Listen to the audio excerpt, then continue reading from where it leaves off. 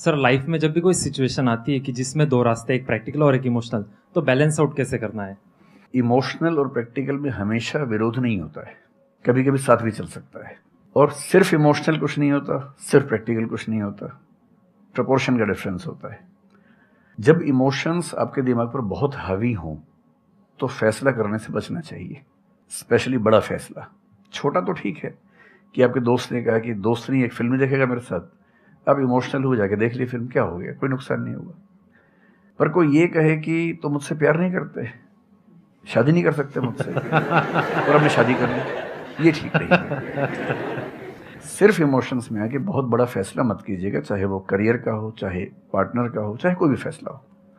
Practical इतना नहीं हो जाना है कि आप मशीन, रोबोट या पत्थर बन जाएं।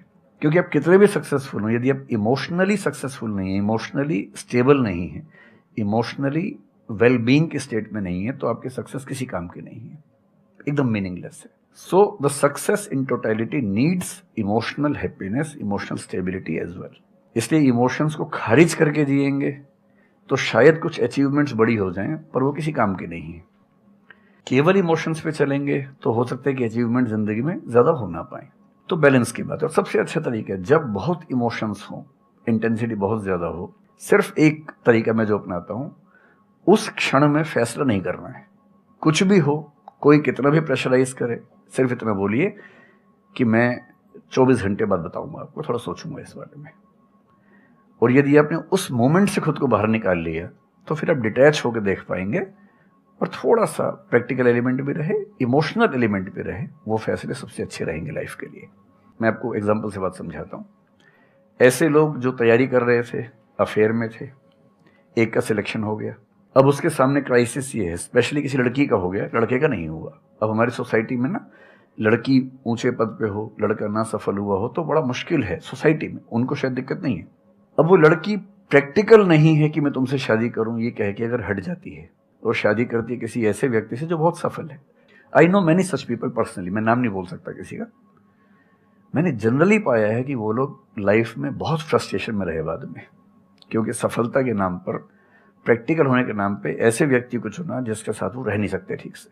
और मैं ऐसे कई लोगों को जानता हूं जो आईएएस बने, आईपीएस बने, जिनको करोड़ों रुपए के दहेज के ऑफर्स आए, साफ ठुकरा के कहा कि मैं जिंदगी एक ही व्यक्ति के साथ गुजार सकता हूं जो मेरे साथ है, और हैं, बहुत खुश हैं। अब कोई कह सकता है उनके परिवार में कि इसने प्रैक्टिकल फैसला नहीं किया, इमोशनल फैसला किया, पर अल्टीमेटली किसी चीज की वैल्यू क्या है? आपकी लाइफ बेहतर हो। यूट्यूब पे जिसके 1 लाख भी सब्सक्राइबर्स होते हैं वो मोनेटाइज करता है, 1 लाख क्या, जब मिनिमम हो सकता है, खूब पैसा कमाते हैं, ब्रांड प्रमोशन करते हैं, साबुन तेल बेचते हैं बीच बीच में।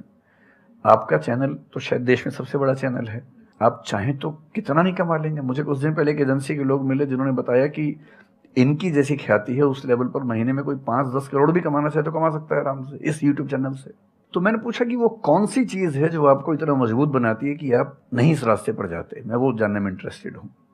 तो 10 मिनट की बात के बाद मैं समझ में आ गया, क्योंकि अल्टीमेटली अगर मैं अपनी वैल्यू के खिलाफ चला गया तो खुश कैसे हो जाऊंगा?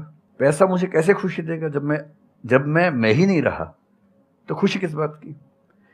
इसलिए इतना प्रैक्टिकल मत होना कि अपनी माँ के, पिता के, भाई बहन, दोस्त, जो प्रेमी प्रेमिका है, उनके इमोशंस के साथ खेलने लगो। इतना प्रैक्टिकल कभी मत होना, इतना इमोशनल मत होना कोई आपको बेवकूफ बना सके, बात बात पर बेवकूफ बनाता रहे।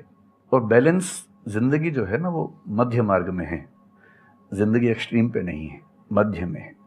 तो प्रैक्टिकल और इमोशन का बैलेंस रखिए, लाइफ बढ़िया होगी।